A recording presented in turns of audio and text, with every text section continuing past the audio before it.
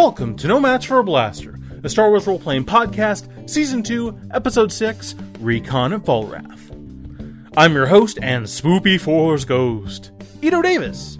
If you're new here, No Match for a Blaster is an actual play podcast featuring the Morality Plays crew playing the Star Wars role-playing system by Fantasy Flight Games.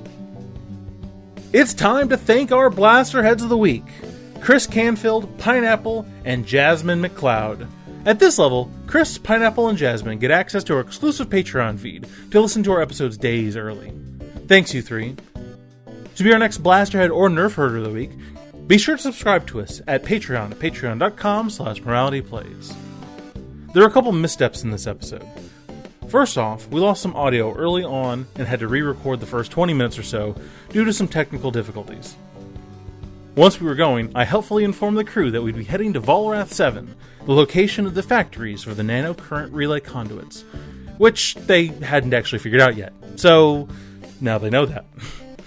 To share your own tales of game mastering missteps, give us a comment on Facebook at No Match for a Blaster or on Twitter at No Match Podcast. So get ready, fellow saboteurs, because we're returning to the crew of the Atheon as they're approaching Valrath 7, the factory planet that makes the First Order their specialized parts.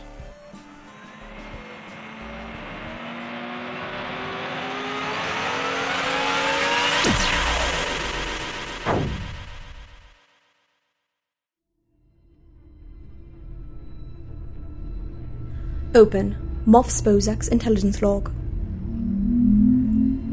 Following an impressive amount of damage to one of their Star Destroyers, the First Order is scrambling to gather specialized Starship parts in order to repair it.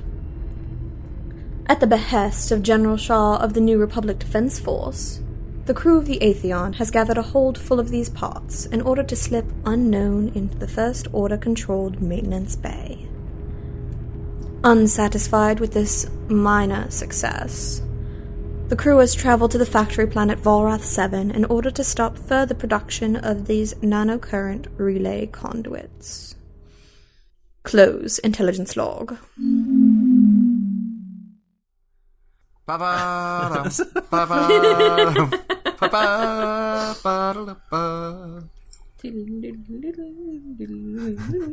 Previously on Dragon Ball Z. Hey guys, let's roll our Destiny dice. Oh, Destiny dice, yes! We should roll Destiny dice before we forget. We had an audio glitch. We lost a little bit, so we're restarting this episode for all. So it's going to be extra silly. Anyway, I got a light side. 2 light side. Dark side. What did I roll? I rolled a dark side. Dark side. Yeah, dark side. So we are 3 light side, 2 dark side. That is correct. Yeah.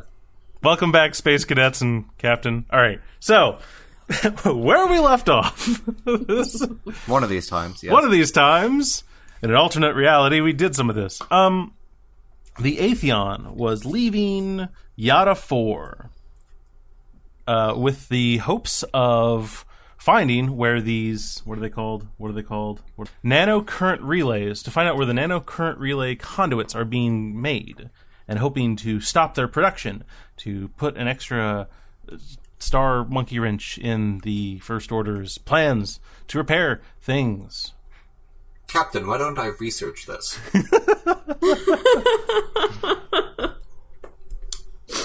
Yeah, I don't remember exactly how we found out, but somehow we found out they were being produced on Valrath 7. Is it a V or a B? I'm unclear on that. Valrath. V? V is in victory. Got it. Yeah, I believe whenever you guys were going, you guys had access to all the manifests and stuff like that. You found where they are also being made, like the bulk of them. They make some at Yada, but such a small amount because it's just a rarefied thing. Oh look, I got 3 successes. Right. Oh, you know what? Tell us what you've learned, S4. Here you go, bud. Now you can do all the exposition. Oh yeah, I'll do the whole exposition. You do the whole thing. All right. I'll do all the parts S4M thinks he needs to tell you. Yep. Great. Well, this is what happens when we leave all the research to one person. Oh, you called me a person. Captain, this is what I've been able to discern. There is a place called Valrath 7. in my time, it was still being researched for its strange properties. It creates some sort of gas on the various and sundry planets.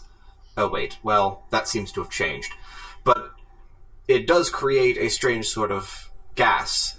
In this gas, it is able to create different types of matter, which is extremely useful for manufacturing. However, it would seem, according to this HoloNet feed, that the 9 planets that used to exist have all collapsed into one planet, or something resembling a planet. Oh. Yes. Interesting. And it is being used as a manufacturing hub for highly specialized materials. So, this First Order, as I understand it, has access to a great deal of credits, yes? That's our understanding as well. So, this would be something that they could afford. This is a specialty shop, if you will. They can specially create just about any sort of material you needed all in one place. Whereas normally it would take manufacturing places scattered around the galaxy to build all the components for this sort of highly specialized piece. They could probably manufacture it all right there, but it would be extremely credit intensive. This is probably a highly strategic and important place for the First Order if they're using it. I wouldn't be surprised if it was well guarded. Well, isn't that all the more reason to try to screw it up? I don't know. That is not my field of expertise. If these relays are being produced here in mass quantities, if we could somehow disrupt the production, we could definitely slow down the First Order's attempt to repair their fleet. That is true, Captain. I think it's at least worth looking into. Very well. Shall I set a course for Valrath 7, Captain? Yes. Yeah, let's check it out. Course laid in. All right, Kamaya goes. She sits down in her pilot's chair again. Again? Yeah. Again, Well, for the she's first time constantly today. We got up, we were talking, she had to go sit back Exactly. down. She had to go take her shoes flew back away off. We flew away from Yada 4. She had to take a potty And then break. she got up Yeah. so that we could go talk about what we were doing from then. And Yes, she went and sat back we- down. We could use the new briefing room. Oh, That yeah. was formerly the table tennis room. I am still upset that you took down my ping pong net. Can you just set back up? Not right now.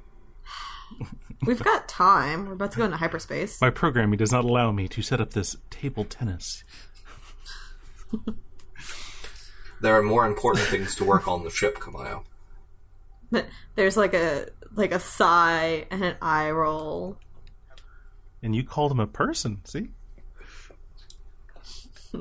Yeah, he's being passive aggressive like a person. So Okay.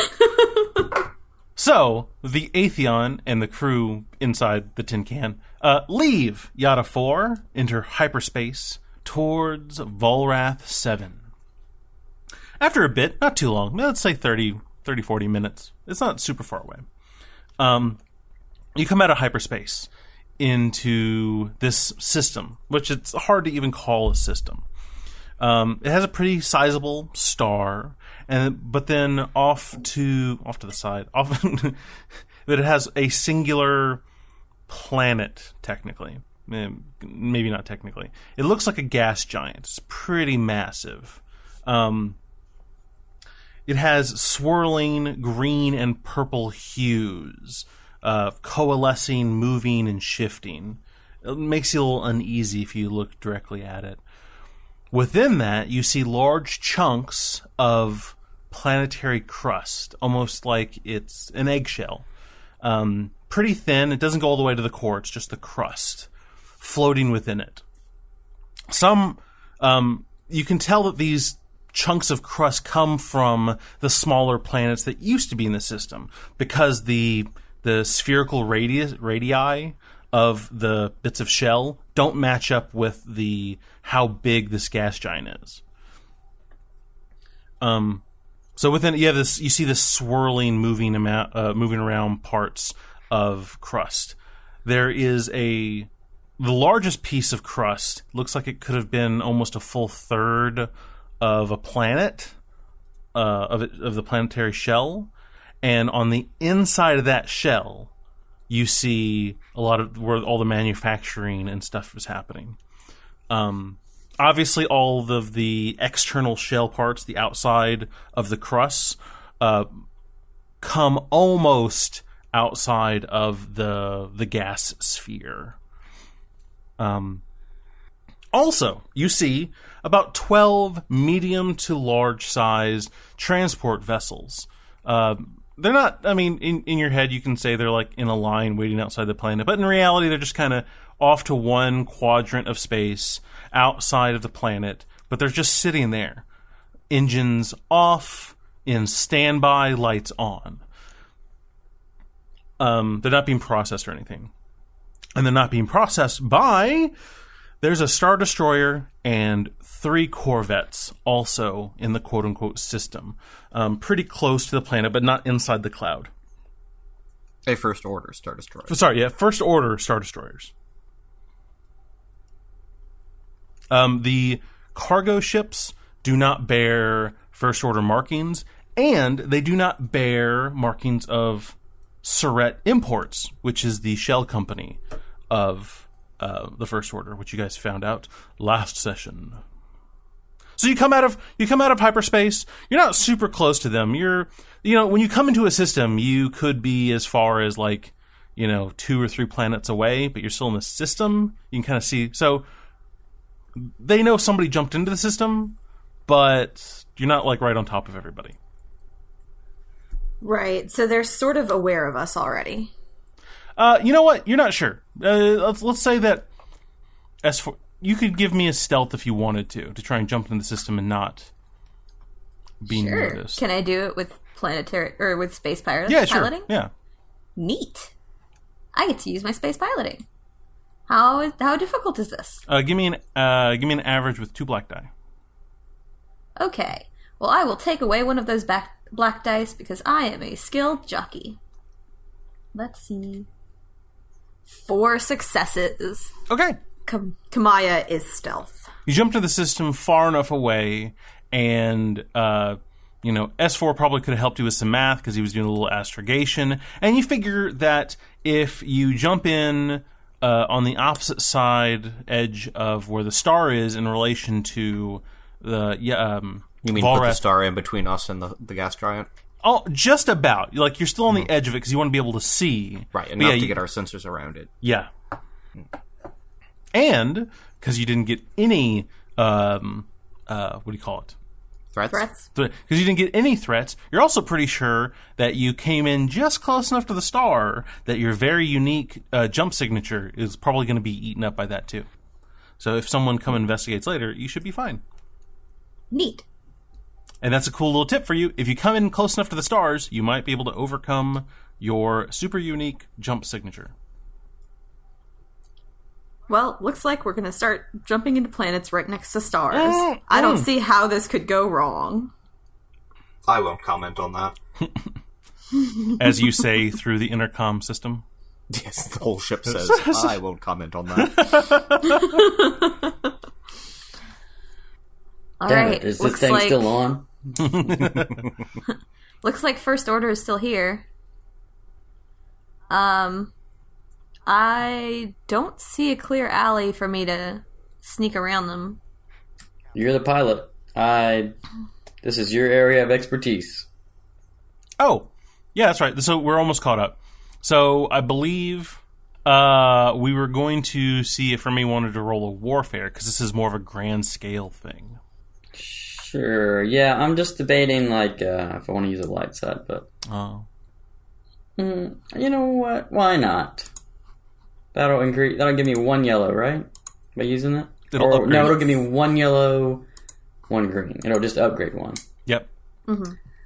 That's less good, but I already did it. And 2 threats. 2 threats. Yeah. So you try and assess it. The obvious thing is that the Atheon, as BA as it is, cannot take on those ships in a head-on thing. You also feel like there's a lot of pieces on the board that you're not sure of their allegiance to. If those cargo ships were First Order branded, well, you could still, yeah, but you don't like civilians being in the crossfire, and that the nature of how this planet is, it's gonna take something a little more. A few thermal detonators won't quite slow them down in the way that you would hope for. You know what I mean? You mean the production? It won't slow the production down. Yes, because if you think about it, if this place can make things really well, they could probably rebuild pretty quickly too. Oh no, they blew up our office chairs. Hold on a second. Boop boop. We got an office chair. They can 3D print all of the elements they need. Yeah. All right. Yeah, this is we went to Star Archaea, now we're at the 3D printer place.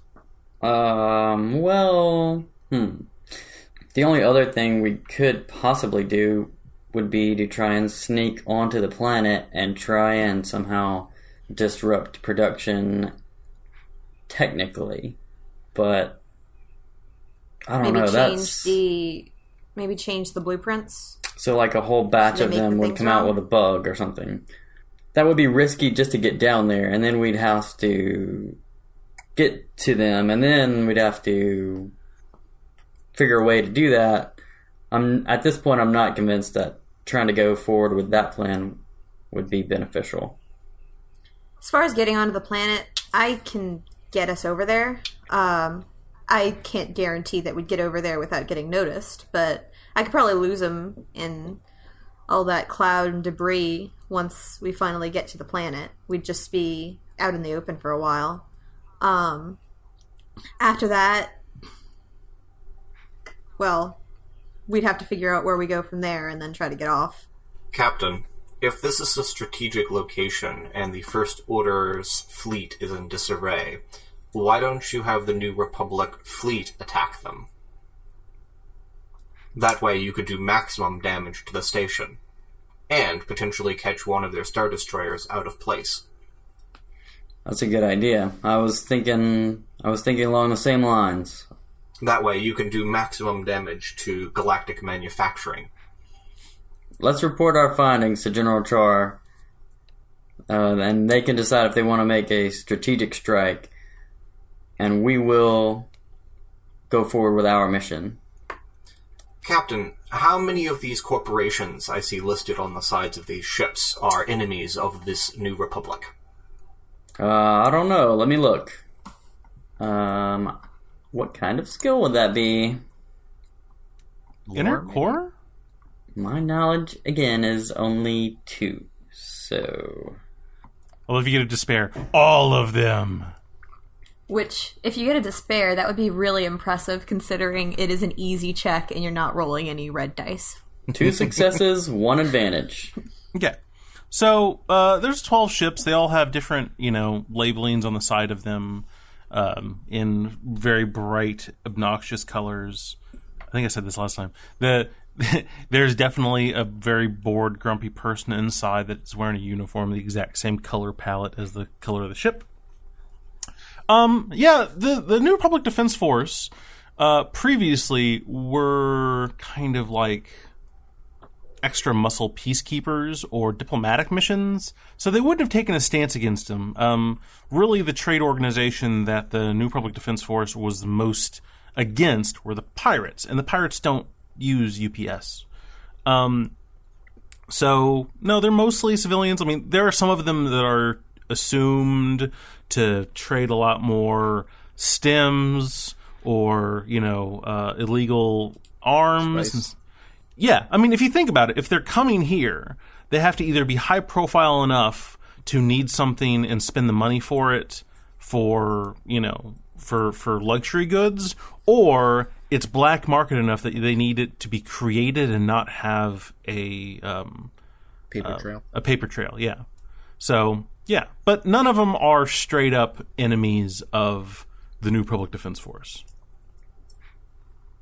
Well, that is something to take in mind, Captain, but it's up to General Char, I would imagine. No, that's good information to be passing along as well, to see which of these corporations are working with the First Order. And get out of here before somebody sees us. Where would you like to go next, Captain? Oh, well, let me clarify one thing. It looks like the First Order is here. It looks like the First Order has taken control of the thing, but they've stopped normal processes. So all the civilian ships that are out there, it's not. You may not assume that they're working with the First Order. They're just kind of being hung up by them. Yes, but if we blow up the manufacturing complex, that's going to mess up a bunch of yes. Okay, that's concerns. Yeah, yes, that's going to piss off a lot of corporations. I mean, they are also like the First Order isn't policing these people. They're not detaining them. No, yeah, they have a priority build. Yeah. And their Star Destroyer says it's a priority build. Can I see your forms? It's right there. That's right. Well, that everything seems in order to me. Mm-hmm. Well, our primary mission was to get to the Getz construction station and see what else we could figure out. We do have a cargo hold full of these tubes, Captain. Right. Let's head that. Let's get over there and S1 see if you could maybe plant a bug or something in these. I already incorporated a rather clever designed program into one of these conduits, Captain. It'll allow us to constantly get little bursts of information every time it is used, once it's installed. I would have no control over what system these are powering, Captain. So yes, it would be able to shut itself down, potentially, but I don't know which system it would be able to shut down, because it depends on where it's installed. It's not a bad idea. I'm just warning you, it may be attached to the refreshers. Sure. One thing at a time. And then they can't go to the bathroom in the middle of the battle. Ha ha ha ha! I hope that was in character. No. For the record, that was not in character. Please do not droid watch that. Please put the droid voice on that. Future Ito will determine this. Curses. Very well. So you would like me to go work on that instead of putting the ping pong table up? Yes. All right. I will be in the engineering bay. So you're able to exit the system and then send a deep, a long-range message back to General Shaw. Highly encrypted. I'm not rolling anything, so you can assume nothing went wrong. Okay. Then S4M will stay in the engineering bay and plug himself into the ship and just send the data it needs and do the mathematical calculations while he's working on something else. Okay. So you punch in a course to the... Oh, what was it called? The Getz... I had a constructing platform, something like to that effect. Getz Constructor Station. You enter hyperspace again. Yay! And you leave Valrath 7. As you come out of hyperspace, let's say another hour and a half or so later, there is this massive skeletal station. It looks like if you took a Zeppelin and you took all the skin off and it was just the reinforcements, it's like that. It is large metal structure that has personnel conveyors, effectively like elevators. Yeah, it's a going all the way through it. And at the ends, it blossoms out. So it looks like it could be working on hundreds of Corvette-sized ships. On the lower half of it, lower is relative. On the lower half of it, you see that. You see a whole bunch of corvettes being there. You see multiple different hangar bays.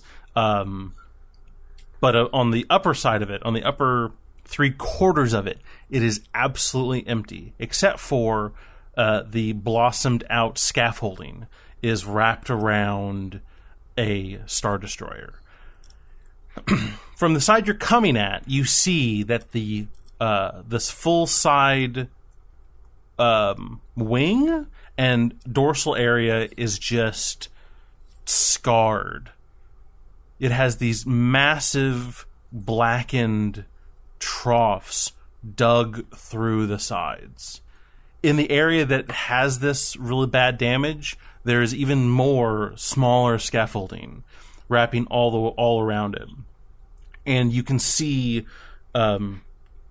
points of light every 12, 15, 30 feet. Looking like there's hundreds of people working on this thing at any moment with their torches and all on at the same time. You do see 2 wings of TIE fighters circling the area. You see some corvettes docked in the lower docking area, but no other Star Destroyers. You do see a smattering of transport of medium and large, like a lot more large transport vessels moving in. But on those, they all have most of them have the markings of the Surrett's imports. There are some mediums that don't have it, but the large portion of those transports are from them. These corvettes that are being worked on, are these First Order corvettes? So there are some that aren't First Order corvettes. The corvettes that are being worked on are not First Order corvettes. Okay. But there are ones that are just docked that These are civilian ships? These are somebody else's warships? What are they? Yeah, they seem to be... There might be a small percentage that are just civilian, but then the other ones, because corvettes are a bigger thing, they're like, oh, this is this affluent system out here. They've brought their ship out here. Here's this system defense force over here. They brought one out here. Here's other smaller militaries. Okay. You can probably assume that those ships might have been in the process of working on before the First Order showed up. Yeah.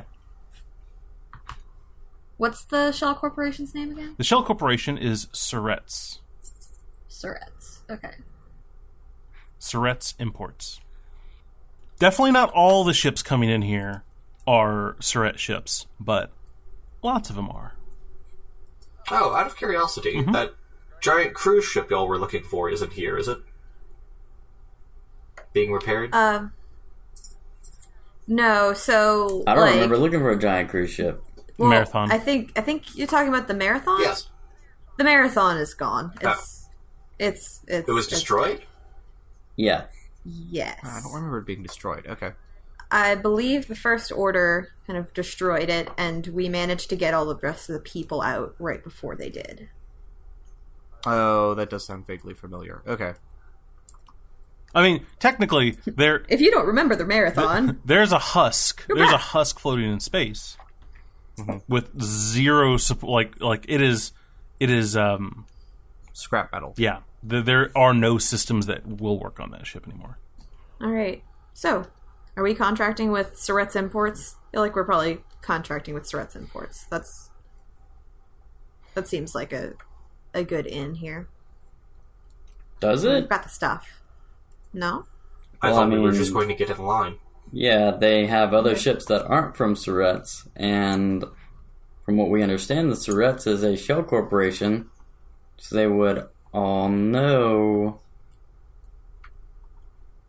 Well, all the ships the working point is for that them. it's going to that specific place, right?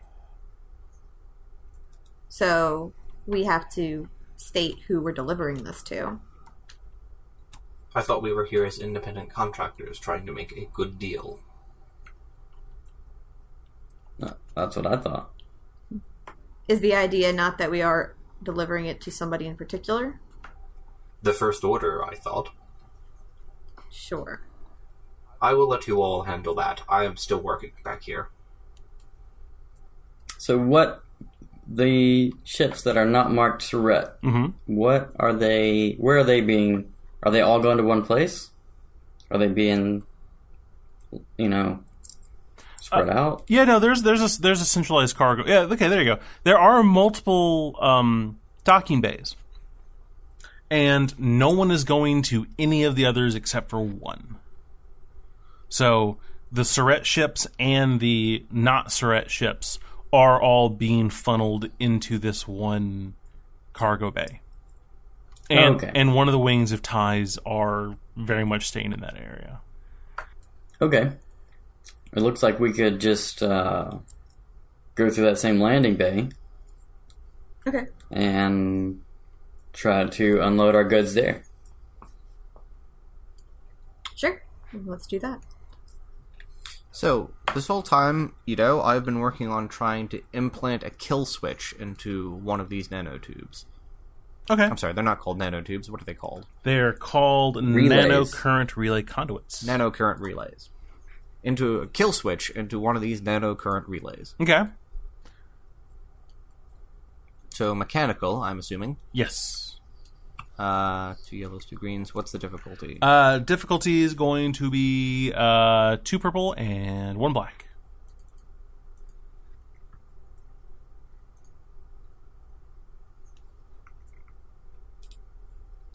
Success and an advantage. Okay, so tell me exactly what you want it to do. Okay. I wish at a predetermined signal that it stops letting power flow through it. Okay. That's all. Okay. What kind of signal? It would have to be fairly... I was going to say it'd have to be fairly long range, like a comm signal, like a single comm channel that it's waiting to hear a particular command on. Mm-hmm. And if it hears this command, it shuts itself down. Okay. Proximity is going to be an issue then. Yes, you'd have to be basically in combat range with it, I would imagine. Okay, yeah. So let's say almost anywhere on the station that isn't like insulated from signals, it should work. Okay. If you want to be farther than that, you need to have them or someone else receive your signal and then retransmit your signal. Okay. Yeah, you can do that. Right. I would also... Would I have had time to build something else? Depends on what you wanted to do. I'm trying to make something that looks like a restraining bolt and build it onto me. Yeah, sure. Yeah. No difficulty. How many successes you get is the how much up to scrutiny it can work. Stand. Yeah. You can do mechanical or deception. I think I'm way better at mechanical. That is fair. Yes, I'm way better at If mechanical. it was like, I rolled 5 successes of deception. Man, you pull out that makeup kit and you draw one. Yes. I now look like a Twi'lek for some reason. With a restraining bolt. All right.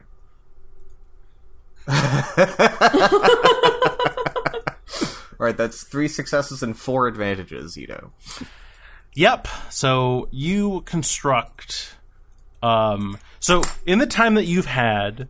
You've actually constructed a series of generations of false restraining bolts. So I'm going to say you have 4 restraining bolts of various like makes and models. Yeah, you're like, okay, this one looks really good. All right, I've just stressed this one. Okay, this one looks like it's as old as I am, and this one looks like it's first order restraining bolt.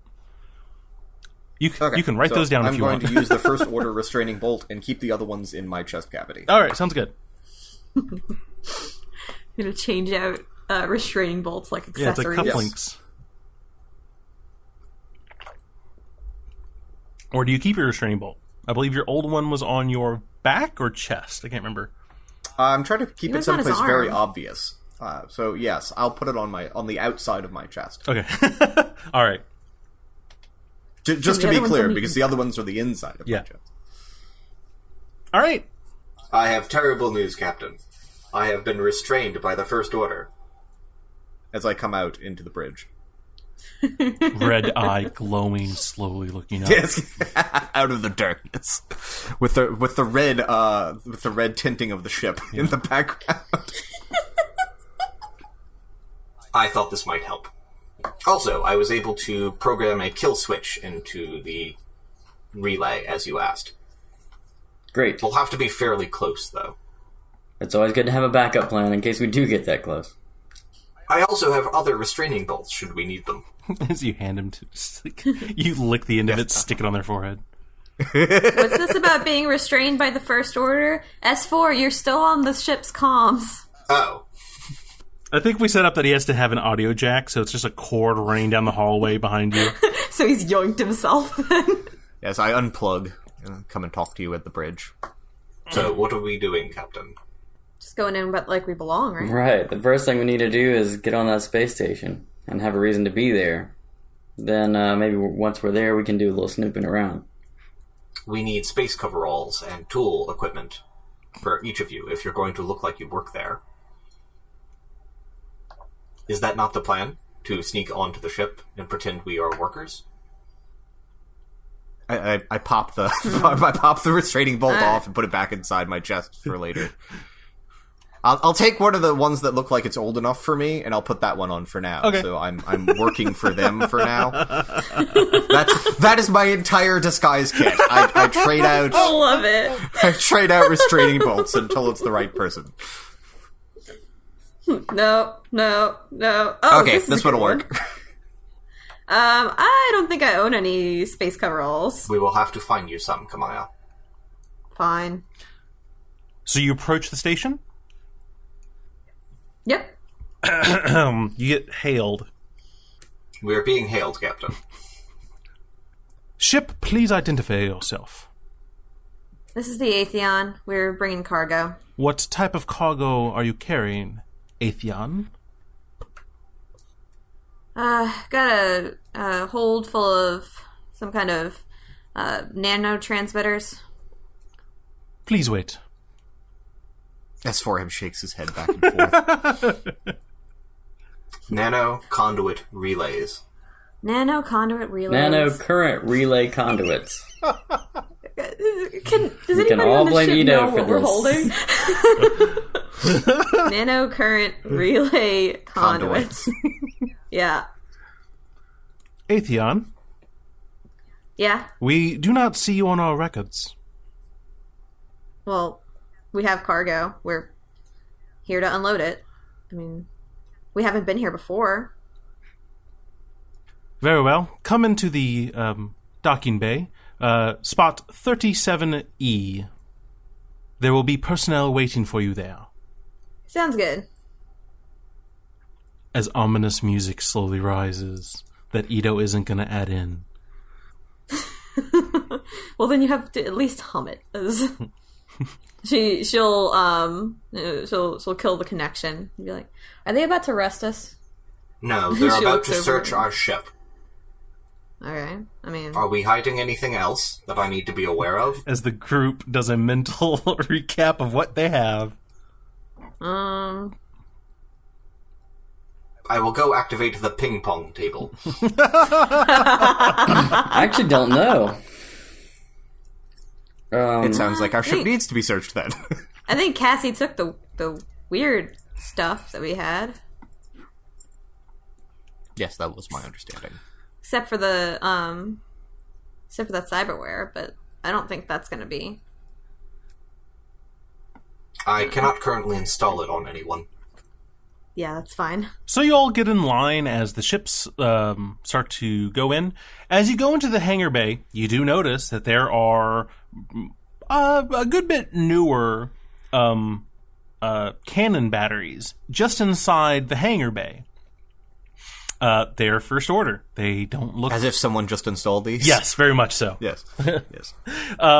As you start to go in, you notice that all of the Eye cannons.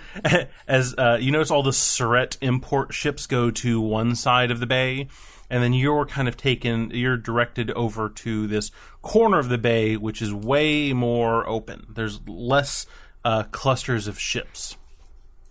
You do notice some not a battalion, smaller than that. There's about, in this entire hangar bay, maybe 70 troopers, and most of them are actually concentrated in the area that you're being directed towards. Okay. And your very specific landing place has 6 troopers and 1 person in a fabricat. Okay. You know those guys. An officer? They get speaking roles and probably get, more money than people in plastic suits. As long as they're British. Yeah. Yes. Do they get names? Don't push it, Bobby. All right, so... I'm Lieutenant Mersbaz. Welcome. I come from a long line. Mersbaz. Yes. Strong military tradition in the Mersbaz family. We changed it from Smith. You changed it to Latrine? All right, so what do you do? I suggest we land. Yeah, I don't Land. Yes. All right, you land. I don't know. It's you guys. There's an idea. Great. There's always a Land. chance. You're like, daka. You never know. Put up the dagger. As we come in, we turn on the turrets. And then jump to light speed from within the hangar thing. That'll learn them. Oh no. Nobody's tried that before. Hey, why hasn't anyone tried that? It would be suicide. Yeah, but if you're desperate. So you land. You let down your ramp. Yes, and it's slightly ominous, and there's steam coming out of it. Oh, these guys feel right at home. They love it. This is what happens when I turn it back to factory specifications. Yeah. We have the indirect red and white lighting. Lighting, yes. Yeah. A small smirk is on the officer's face. They just don't... He's like, yeah, I like these people. They don't make them like they used to. They used to, that's right. They don't... they don't have... The new ones don't have that certain kind of panache. What was that, sir? Nothing. Shut up. All right. Yeah, they're waiting for you. All right. I'm going to assume we should not be armed right now. I really want to make a joke about that, but I'm not going to. Okay. That's okay. I can cut off all of your arms and replace them with cybernetics. Audio file not found. I'm sorry, that was supposed to be an evil laugh. Damn it.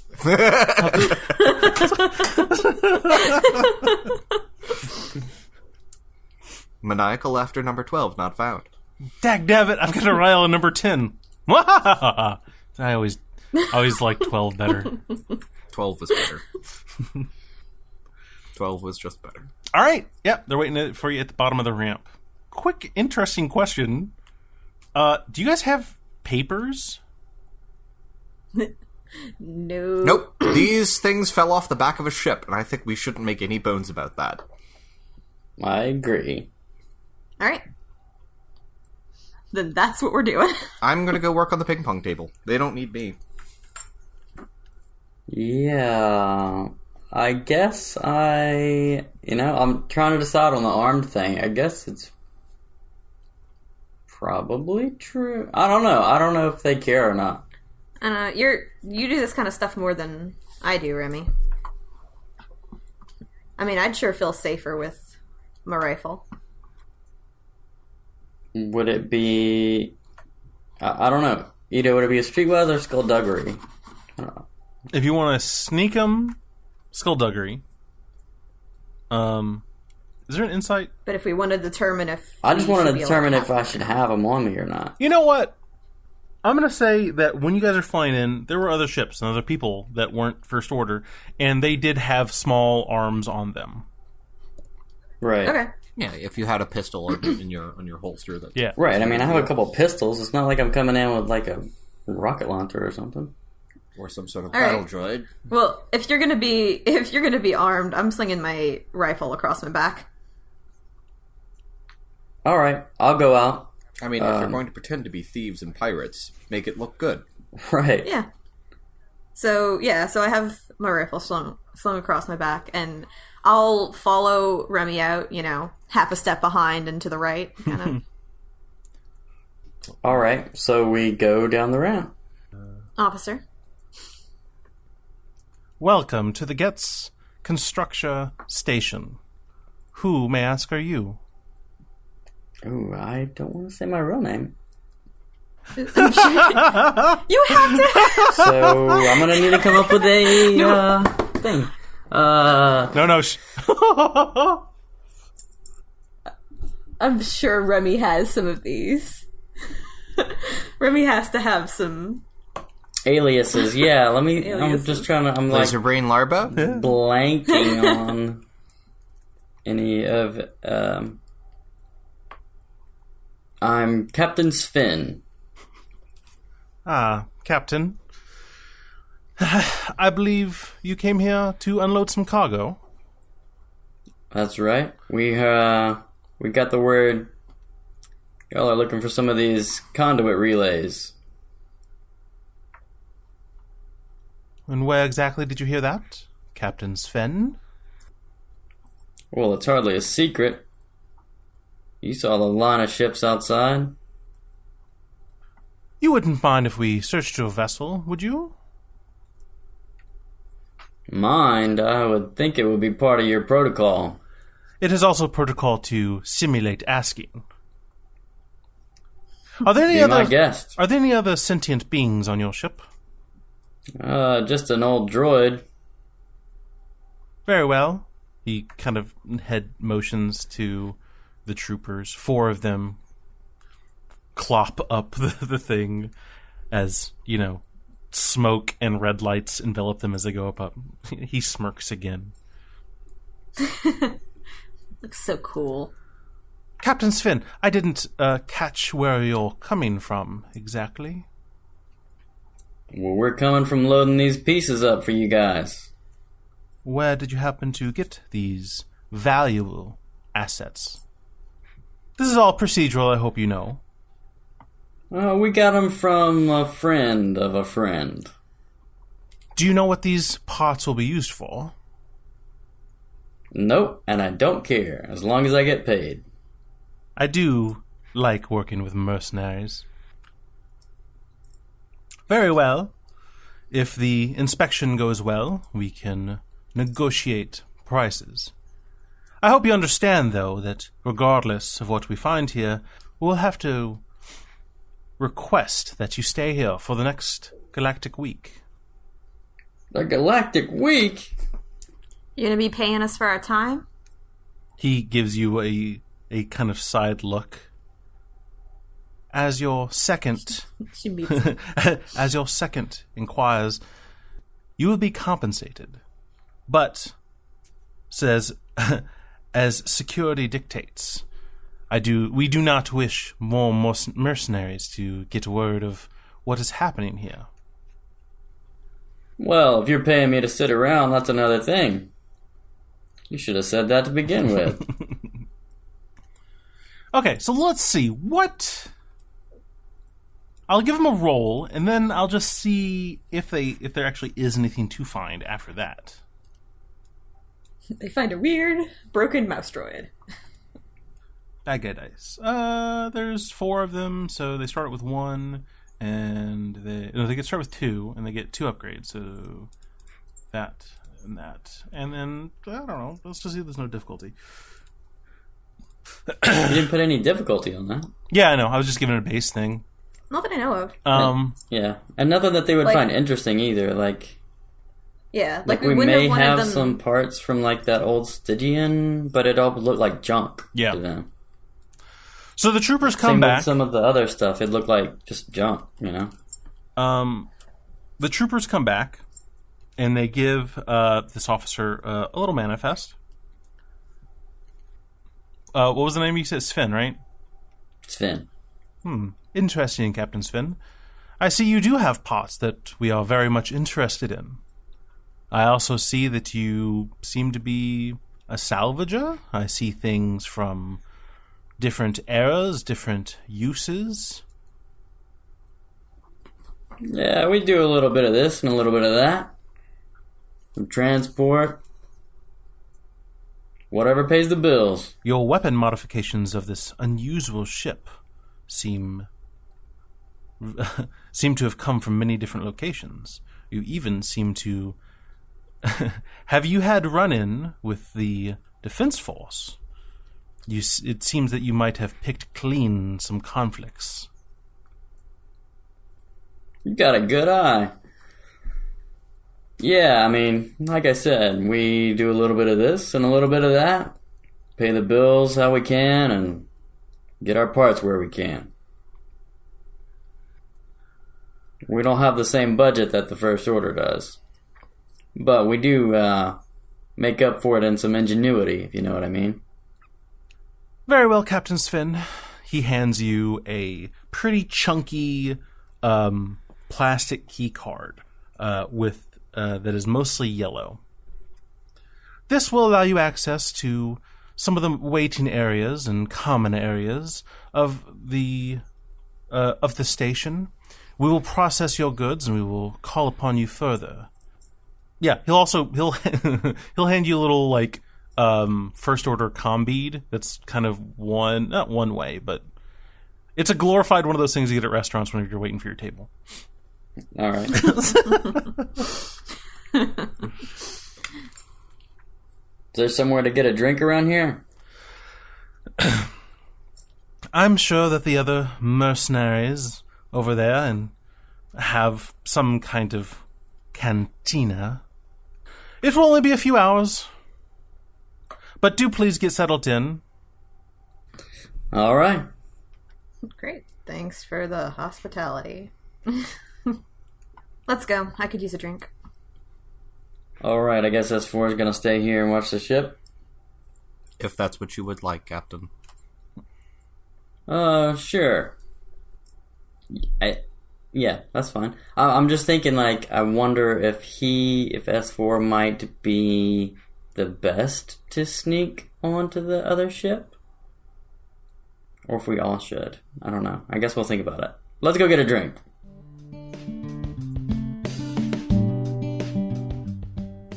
Thanks for listening. To make sure you don't miss any big updates, follow us on Facebook at No Match for a Blaster, or on Twitter at No Match Podcast. If you enjoyed our show, please leave us a review on iTunes, and visit us on Patreon at patreon.com/moralityplays. No Match for a Blaster is a podcast from Morality Plays. Star Wars, Edge of the Empire, Age of Rebellion, and Force and Destiny are made by Fantasy Flight Games and Lucas Books. Our theme was by Kevin MacLeod. Sound effects by Tristan Longren, Vindus, and Akmov. And I would like to thank my amazing players. Brandon playing Remy Drobash, Gerald playing S4M3L, and of course Bobby playing Kamaya Saris. And of course I'd like to thank you, as another course, our listeners, and we'll see you again soon in a galaxy far, far away.